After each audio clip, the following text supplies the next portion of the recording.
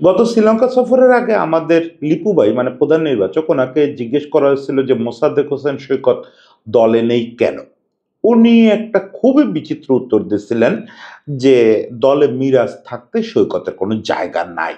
এইরকম উত্তরের আসলে ক্রিকেটীয় কোনো ব্যাখ্যা আমি আজও পর্যন্ত খুঁজে পাই নাই। পরে উনি বলছেন যে এভাবে বলা উচিত হয় নাই, এই জন্য উনি নাকি সরাসরি সৈকতের সঙ্গে কথা বলছেন।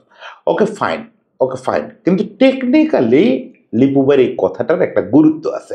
সেই গুরুত্বটা আজকে আমরা একটু আলোচনা করব। এই গুরুত্বটা আলোচনা করতে গেলে আরেকটা জিনিস চলে আসবে যে আমরা কি তাহলে মিরাজকে দলে রাখার জন্য দল গঠন করতেছি?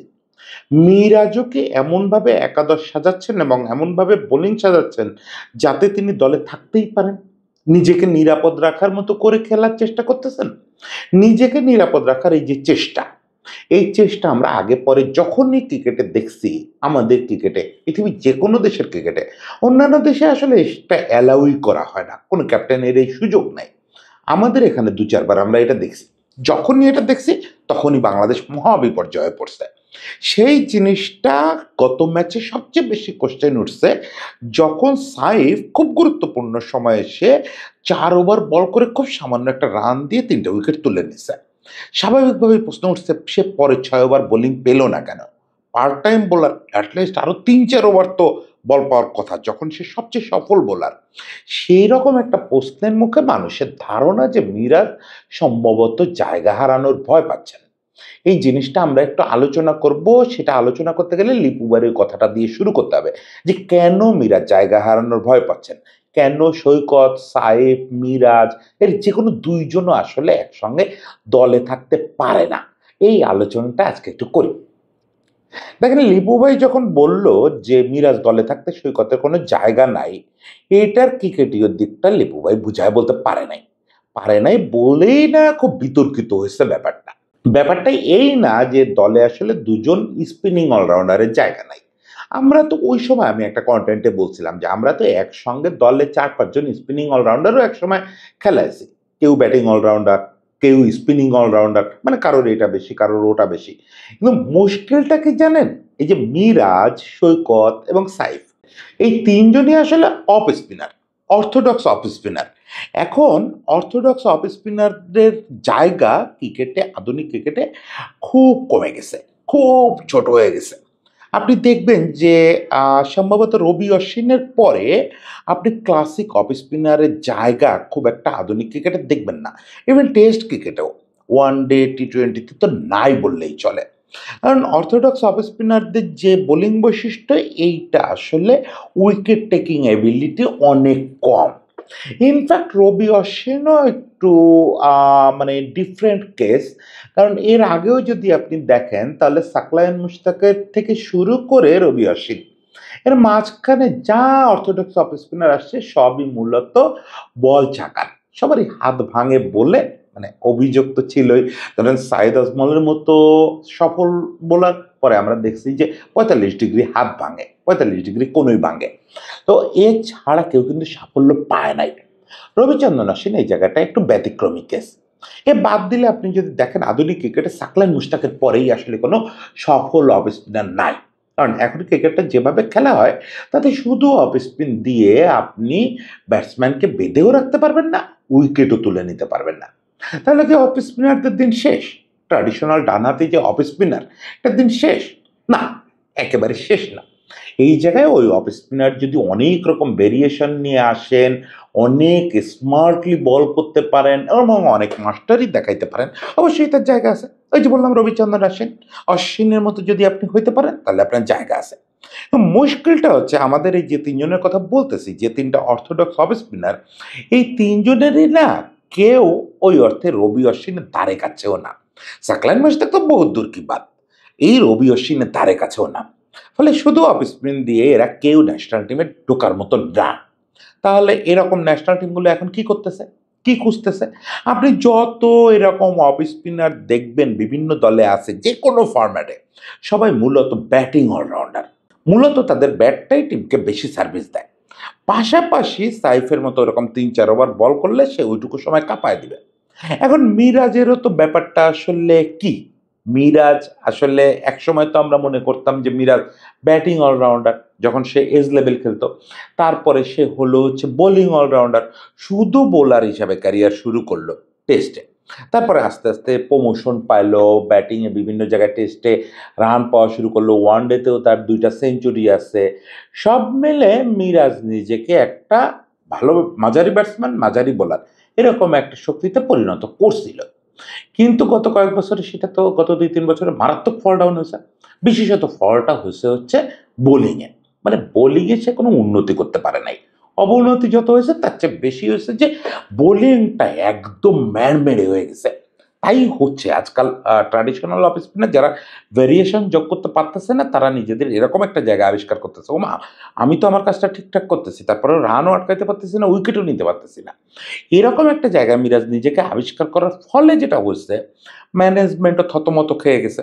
এখন ওই লিপু ভাই মুখ ফসকে যেটা বলে ফেলছে, ওটা কিন্তু ম্যানেজমেন্টের সঠিক চিন্তা। সঠিক চিন্তা মানে কি, বেঠিক চিন্তা, কিন্তু তাদের মাথার ভিতরে এই কথাটাই আছে যে মিরাজ রে ভাই দলে রাখতে গেলে তো আমি আসলে সৈকতের জায়গা দিতে পারি না। আর সৈকতেরও তো স্ট্রেংথ হচ্ছে যে সৈকত ভালো ব্যাটসম্যান, পাশাপাশি 5-6 ওভার ওয়ানডেতে বল করার মতো বোলার। সাইফেরও পরিচয় হচ্ছে সাইফ টপ অর্ডার ব্যাটসম্যান, পাশাপাশি 5-6 ওভার বল করার মতো বোলার, অফ স্পিনার। মানে সাইফ এবং সৈকত যদি দলে থাকে, আপনি ওয়ানডে দলটা নিয়েই তো এখন বেশি কথা হচ্ছে, ওয়ানডে দলের ক্রাইসিস। এখন আপনার ওপেনার সাইফ, আপনার 4-5-6-এর যে কোনো এক জায়গায় সৈকত ব্যাট করতেছে এবং দুজনে মিলে আপনাকে 10 ওভার অর্থোডক্স অফ স্পিন করে দিচ্ছে। তাহলে কি আর মিরাজ এই দলে থাকে? একদমই থাকে না, একদমই থাকে না। ক্যাপ্টেন্সি তো অনেক পরের কথা। মিরাজ সেক্ষেত্রে এই দলে নিজেকে খুঁজে পাওয়া কঠিন। এখন এই যে ইকুয়েশন, এই ইকুয়েশন আমরা চায়ের দোকানে করতে পারি। প্রথমত এই ইকুয়েশন নির্বাচকদের করার কোনো সুযোগ নাই। তারা যদি মনে করেন যে এই ইকুয়েশন এই দুজন যোগ্য লোককে দলে ঢুকালে মিরাজ ভাগ পড়ে যাবে, তাহলে যাবে। কি করার আছে? আমাদের তো বেস্ট অ্যাভেলেবেল টিম নামাইতে হবে। আমাদের বেস্ট অ্যাভেলেবেলের তালিকায় সাইফ এবং সৈকত থাকবে। তাহলে সাইফ এবং সৈকত একাদশে থাকলে মিরাজ থাকবে না। এটা ম্যানেজমেন্টের কল।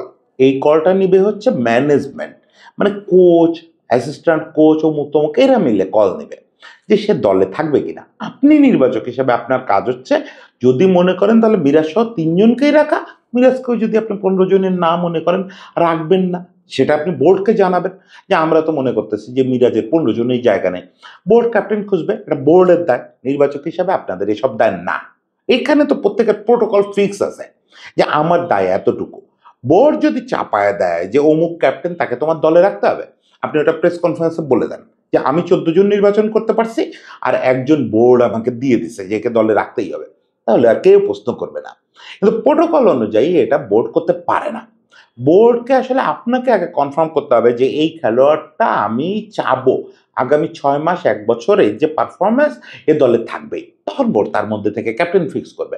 কারণ মিরাজের তো সে অবস্থা নাই। আপনি কি করে আপনি বোর্ডকে গ্যারান্টি দিচ্ছেন? এটা তো দিতে পারেন না আপনি। মিরাজের তো কঠিন 2টা চ্যালেঞ্জার আছে, মিরাজের তো একাদশে জায়গা হতে পারে না।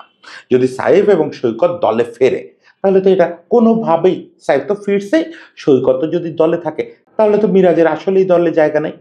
এখন এই পর্যন্ত বললাম হচ্ছে নির্বাচকদের চিন্তা, বোর্ডের চিন্তা। মিরাজ যেটা করতেছেন, শুরুটা তো করছিলাম সেই কথা দিয়ে যে মিরাজ ওকে ভয় পাচ্ছেন, সেটা যদি করেন তাহলে মিরাজ আসলেই নিজের ক্যারিয়ার শেষ করে দিচ্ছেন। মিরাজের ভয় পাওয়াটা আমি মনে করি ভয়ানক অক্রিকেটীয় আচরণ হবে যদি তিনি ভয় পান। এর আগে দেখেন আমরা বাংলাদেশের ক্রিকেটে নাম না বলি, সবাই তো বয়স হয়ে গেছে, বেশিরভাগই অবসরে টবসরে চলে গেছে, এরকম ক্যাপ্টেনকে আমরা দেখছি যিনি দিনের পর দিন উইকেট কিপিং ছাড়তে চান নাই। বোর্ড থেকে বলা হচ্ছে, নির্বাচকরা বলতেছে, পত্রপত্রিকায় নিয়মিত লেখা হচ্ছে, সমর্থকরা বলতেছেন তিনি বাজে কিপিং করতেছেন, স্টাম্পের আগে থেকে বল কালেক্ট করে ফেলতেছেন, দলে বেটার কিপার আছে তারপরেও তিনি কিপিং ছাড়তেছেন না, কারণ তিনি জায়গা হারানোর ভয় পাচ্ছেন। অথচ he was best batsman in that time, তারপরেও তিনি ভয়ে এই কাজটা করতেছেন। এটা করতে গিয়ে কি হয়েছে, পুরো টিম একটা ধসের মধ্যে পড়ে গেছে। কারণ যখন দেখে টিমের বাকি মেম্বাররা যে ক্যাপ্টেন নিজের জায়গা বাঁচানোর জন্য কিছু ডিসিশন নিচ্ছে যেটা একাদশের পক্ষে যায় না, তখন স্বাভাবিকভাবে বাকি সবাই আস্থা হারায় ফেলে। এগুলোই প্রভাব ফেলে। এখন মিরাজকে যেটা করতে হবে, মিরাজ তো বেশি আসে নাই বাংলাদেশের ক্রিকেটে, এমন তো না যে মিরাজের কোনো যোগ্যতা নাই, মিরাজ আসলে এসে সবাইকে টাকা টকা দিয়ে দলে ঢুকছে, নট নেসেসারি। মিরাজ আমাদের টেস্টে এখনো সেরা খেলোয়াড়। ওয়ানডেতে আমি বিশ্বাস করি দৃঢ়ভাবে যে সে ৩টা মাস নিজেরা নিয়ে যদি কাজ করে, ভেরিয়েশন নিয়ে কাজ করে, আবার এই সৈকত সাইফরে চ্যালেঞ্জ করে আবার সে দলে ঢুকতে পারে। এই মুহূর্তে আমি তাকে দলে দেখি না, কিন্তু 6 মাসের মধ্যে 3 মাসের মধ্যে তার সেই যোগ্যতা আছে। সে যোগ্যতা দিয়ে এই জায়গাতে আসছে, এটা এমনি এমনি আসে নাই মিরাজ। ফলে মিরাজ যদি আত্মবিশ্বাস হারায় ফেলে যদি আজকে সাইফকে 4 ওভারের পরে বল করতে না দেন এই ভয়ে, যে তাহলে তো অফ স্পিনিং অলরাউন্ডার হিসেবে দলে আর আমার জায়গা থাকে না, আমি যদি একবার বেরোয় যাই তখন তো আমার জায়গায় চলে আসবে সৈকত, এই ভয় যদি তিনি পান, আমি মনে করব এটা মিরাজের নিজের প্রতি অবিচার। দেশের ক্রিকেটের তো যথেষ্ট ক্ষতি হচ্ছেই, ভয়ানক ক্ষতি হচ্ছে এতে, কিন্তু সেই ক্ষতির আলোচনা আমরা অন্য টেবিলেও করতে পারবো। আমি মিরাজের ক্ষেত্রে বলবো যে এরকম সিদ্ধান্ত যদি মিরাজ আসলেই ভয় পেয়ে নিয়ে থাকেন, it would be crime towards him. মানে একজন মিরাজ, একজন মেহেদী হাসান মিরাজ, যে একটা অনূর্ধ্ব 19 বিশ্বকাপের সেরা খেলোয়াড়, যে বাংলাদেশকে অনেকগুলো ম্যাচ জয় এনে দিচ্ছে, যে বাংলাদেশের একজন স্বীকৃত অলরাউন্ডার, সব ফরম্যাটে যার অনেক রান অনেক উইকেট আছে, যে একবার শুধু বোলার হিসেবে র্যাঙ্কিং এ নাম্বার 2-এ চলে গেছিল, সেই লোকের আত্মবিশ্বাস এরকম তলানিতে চলে গেলে এটা তো টিমকে ধসায় দিবেই, তাকে বেশি ধসায় দিবে। ফলে আমি বলবো যে মিরাজ, মানে যদি কোনো কারণে এই কন্টেন্ট শোনেন, আত্মবিশ্বাসী হন। আপনি তো এই সিরিজেও ক্যাপ্টেন আছেন, পুরো 10 ওভার বল করা দেন আপনার কম্পিটিটরকে দিয়ে। যদি দেখেন যে আপনার চেয়ে সে ভালো বল করতেছে, হ্যাঁ, খারাপ বল করলে, ও খারাপ করলে আপনি 10 ওভার করেন, ও ভালো করলে ওকে 10 ওভার দেন, স্বাধীনতা দেন, দিয়ে নিজেকে চ্যালেঞ্জ করেন। যদি আপনি টিকতে পারেন টিকবেন, না টিকতে পারলে আপনার বয়স কম, আবার পরিশ্রম করে ন্যাশনাল টিমে আসবেন। জায়গা ধরে রাখার জন্য কখনো ভয় পাবেন না, এইটা পেলে আপনি শেষ। ওই যে রামগোপাল বর্মার একটা ছবি আছে না, জো ডগায় ও মর গায়। এখানে মরে যাওয়া মানে সত্যি সত্যি, স্রষ্টা মাফ করুক, মরে যাওয়া না, আপনার ক্যারিয়ারটা হুমকির মধ্যে পড়ে যাবে এবং সারা জীবনের জন্য মানুষের চোখে একটা খারাপ ভাবমূর্তি তৈরি হয়ে যাবে। আপনি হয়তো আবার সুন্দর ফর্মে ফিরবেন, একটা খারাপ সময় যাচ্ছে আপনার, তার মানে তো এই না সারা জীবন এইটা আপনার সঙ্গে থাকবে। আপনার আবার সুন্দর ফর্মে ফিরবেন, তখনও মানুষ এটা ভুলবে না। ফলে মিরাজকে প্রথমত সিদ্ধান্ত নিতে হবে যে দলে সে আমার কম্পিটিটর হোক, আমার পজিশন খেয়ে নিক, কিচ্ছু যায় আসে না, ক্যাপ্টেন হিসেবে আমাকে সেরাটাকে সেরা সুযোগ দিতে হবে। আর নির্বাচকদের বলি, আপনারাও এইভাবে আগে থেকে ঠিক করে রাখেন না যে এরে দলে রাখার জন্য সৈকতরে নেওয়া যাবে না, এরে দলে রাখার জন্য সৈকতরে বেশি বোলিং দেওয়া যাবে না, এই টাইপের ব্যাপারকে উৎসাহ দেন না। আপনারা তো বোলিং দেওয়া না দেওয়ার অধিকার নির্বাচকদের নাই, আপনারা অ্যাটলিস্ট বেস্ট টিমটা ডিক্লেয়ার করেন, বেস্ট ওয়ানডে টিমটা ডিক্লেয়ার করেন, সেই টিমে অবশ্যই সম্মত থাকা উচিত, সেই টিমে অবশ্যই সৈকতের থাকা উচিত। এই ব্যাপারগুলোকে আপনারা মাথায় নেন। আজকেই লিপু ভাইয়ের কোর্ট দেখলাম বিডি নিউজ বা কোথায়, লিপু ভাই বলতেছেন আমাদের তো রিসোর্স খুব বেশি নাই, আমাদের একটাই মাত্র প্রিমিয়ার লিগ হয়, এখন লিপু ভাই আমরা কি করব, আমরা তাহলে কি খেলোয়াড় কিনবো? সেই উপায় তো নাই। এর মধ্যে যারা আছে তাদেরকে কেন ওভারলুক করতেছেন? আপনি বলতেছেন এ দলের খেলা হয় না, আমি খেলোয়াড় কই পাবো? লিপু ভাই, এখানে যারা পারফর্ম করতেছে তাদেরকে গুরুত্ব দিতে হবে। হ্যাঁ, তারা ফেল করতে পারে, বিজয়ের ক্ষেত্রে ফেল করছে, আমরা বিজয়ের প্রচন্ড অ্যাডভোকেসি করছি, আমরাই আবার মেনে নিচ্ছি যে না বিজয় চলবে না। তার মানে এই না যে আপনি প্রসেস বন্ধ করে দিবেন, যে প্রিমিয়ার লিগে রান করলেও নিব না, প্রিমিয়ার লিগে উইকেট পেলেও নিব না। সৈকত তো চ্যালেঞ্জ করতে পারে আপনাকে। এই যে সোহানের হয়ে বহুত বকবক করছে, আজকে সোহান ফেল করছে, কি হয়েছে তাতে?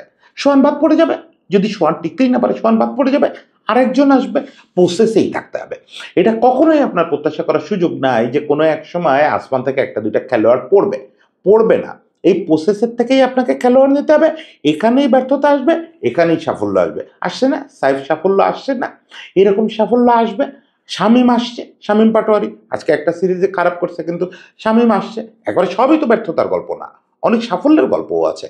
সেই সাফল্যের গল্পটাকে আপনাকে যথেষ্ট পরিমাণ পেতে গেলে প্রসেসকে গুরুত্ব দিতে হবে এবং প্রসেসকে সম্মান করতে হবে।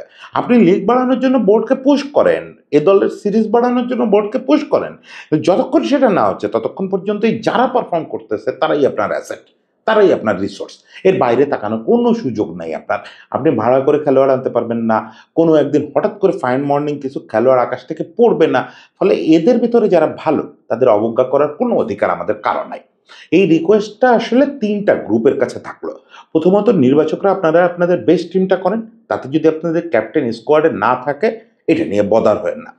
দ্বিতীয়ত ম্যানেজমেন্টকে বলি, মানে কোচ, অ্যাসিস্ট্যান্ট কোচ, ক্যাপ্টেনও ম্যানেজমেন্টের মধ্যে পড়েন, কিন্তু ক্যাপ্টেনকে নিয়ে যখন দ্বিধা থাকে তখন আর তাকে না বলি, তাকে তো আলাদা করে বললামই, ম্যানেজমেন্টকে বলি ক্যাপ্টেন বলে তাকে একাদশের বাকিদের চেয়ে বেশি গুরুত্ব দিয়েন না। আর ক্যাপ্টেনকে খুব পার্সোনালি বলি যে ক্যাপ্টেন এই পরিস্থিতিতে বাংলাদেশে এর আগে যে পা দিছে, যে এই ভাগ্যের ফাঁদে পা দিছে, যে নিজেকে বাঁচানোর জন্য খেলানো, তাকে কোনোদিন বোর্ড বা নির্বাচকরা রক্ষা করে নাই। শেষ পর্যন্ত এটা সবচেয়ে বেশি পিঠ দেখাবে আপনাকে, সবচেয়ে বেশি পিঠ দেখাবে। আজকে এই কথাগুলো খুব তিতো মনে হচ্ছে। এগুলো কি কয় দাদা, এগুলো কি কয়? আমি দলে থাকবো না, আমি নিজের জায়গা ছেড়ে দেবো, তাই বললে দাদা? হ্যাঁ, তাই বলতেছি।